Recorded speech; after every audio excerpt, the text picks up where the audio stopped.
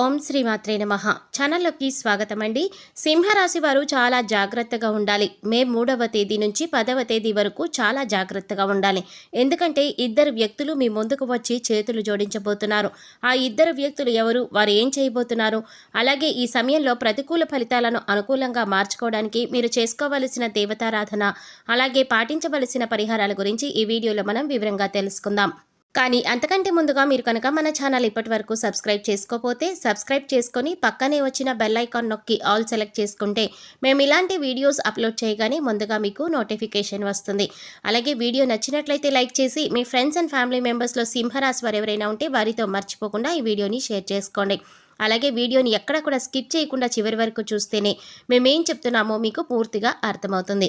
ఇక వివరాల్లోకి వెళ్ళిపోతే ముందుగా ఈ రాశివారి వ్యక్తిత్వం గురించి తెలుసుకుందాం. ఈ రాశివారు చూడడానికి పైకి కఠినంగా కనిపించినప్పటికీ కూడా మనసు